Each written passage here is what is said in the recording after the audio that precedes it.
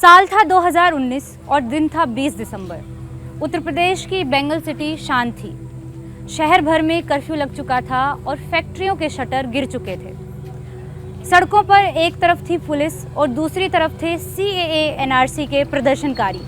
इसी दौरान 6 मजदूर और 1 किसान गोली लगने से मारे गए। ये सातों लोग प्रदर्शनकारी नहीं थे, लेकिन छिपने या घर पहुंचने के लिए इधर से उधर भाग रहे थे। इस घटना को लगभग 4 साल होने को हैं, लेकिन अभी तक ये नहीं पता चल पाया कि इन सातों लोगों को किसने मारा।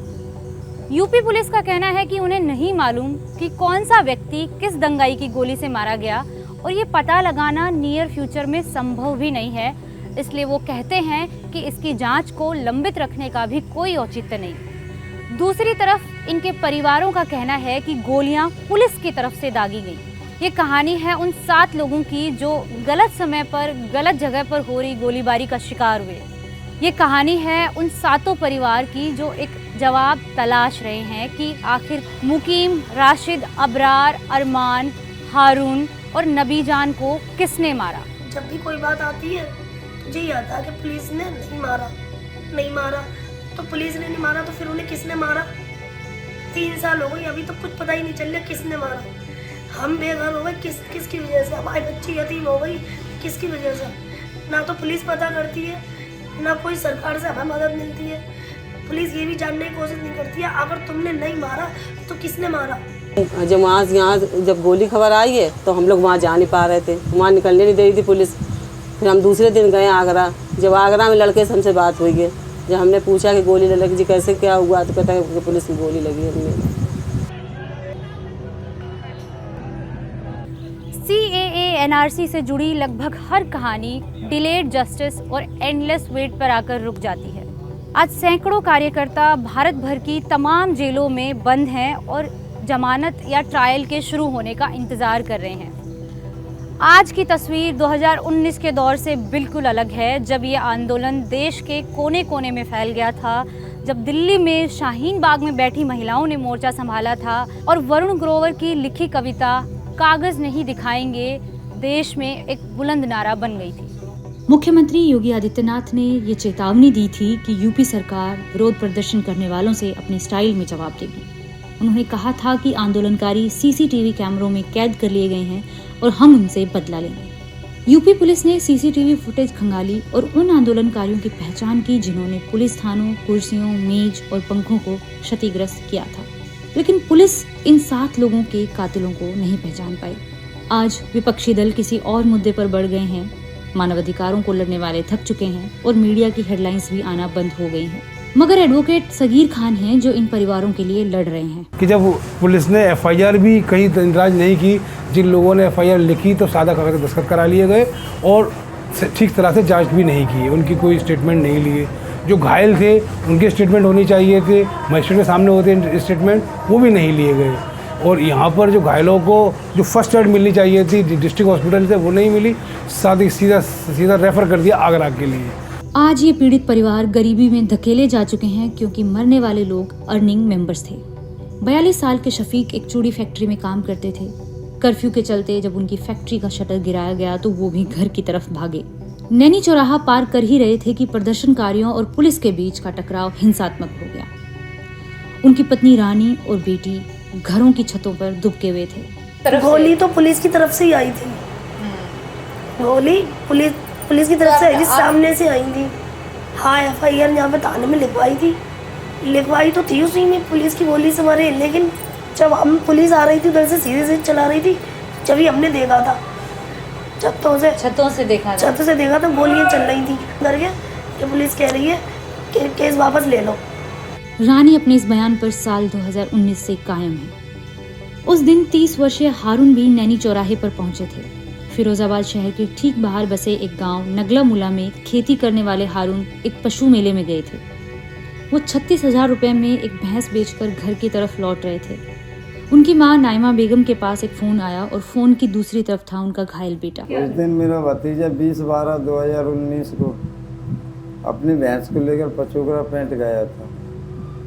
भैंस को बेचकर करीब 4:30 बजे वापस अपने घर के लिए आ रहा था।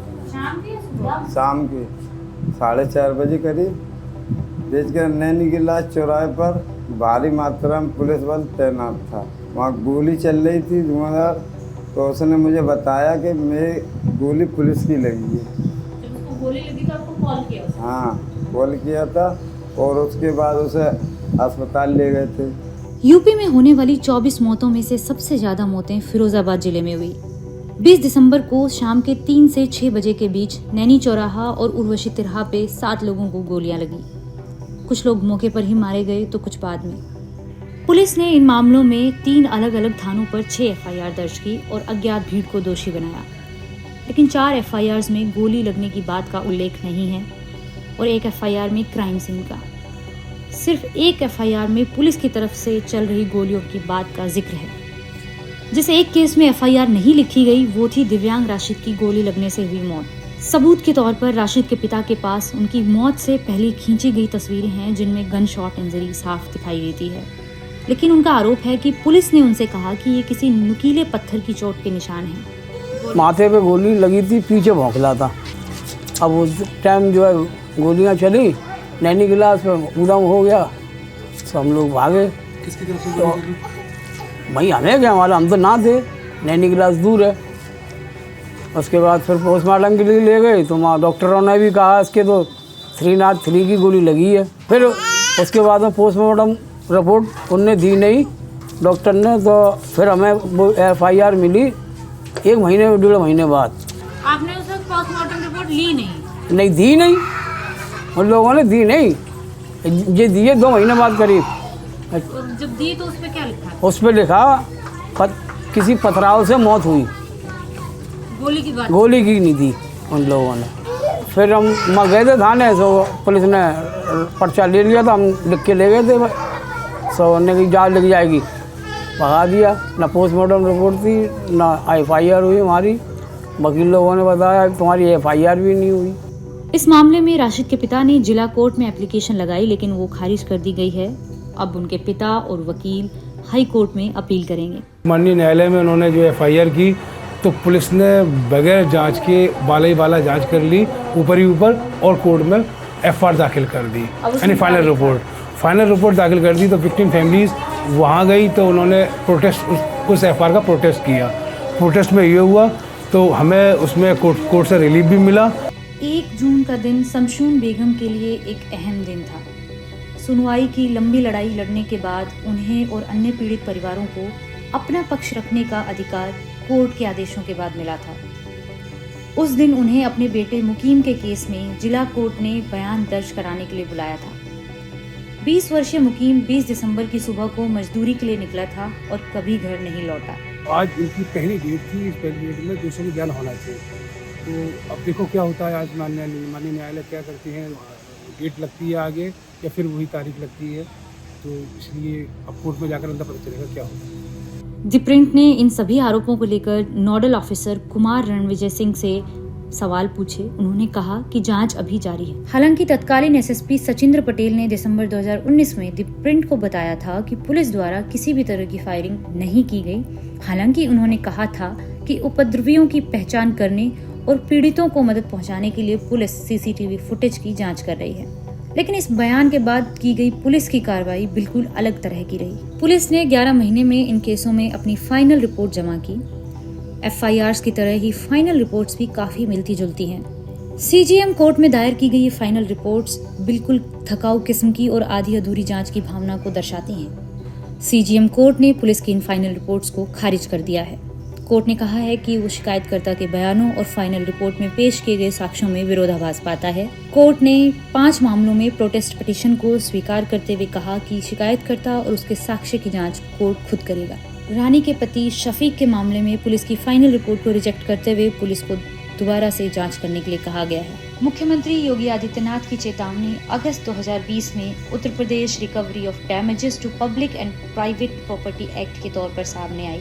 इस एक्ट के तहत मेरठ, प्रयागराज और लखनऊ में 3 ट्रिब्यूनल्स की स्थापना कर हिंसा में हुए नुकसान की भरपाई की प्रक्रिया शुरू कर दी गई है। फिरोजाबाद पुलिस ने एसआईटी जांच और वीडियोग्राफी के आधार पर मुस्लिम समुदाय से आने वाले 29 लोगों की पहचान कर एक सूची तैयार की है। पुलिस के पास हिंसा के दौरान हुए 15,93,000 रुपए के सीलिंग फैन, कुर्सी, मेजों, पुलिस की लाठियों, कैमरा और कैश के हुए नुकसान की एक लंबी फहरिस्त है। पुलिस ने अपने आप में तमाम जो पंखे टूटे या थाने में चौकी में आग लगाई गई या और जो नुकसान हुए गाड़ियों में आग लगाई गई, तो पुलिस ने उसका संपत्ति जो नुकसान निवारण अधिनियम बनाया गया उसको तो पुलिस ने ढूंढ लिया।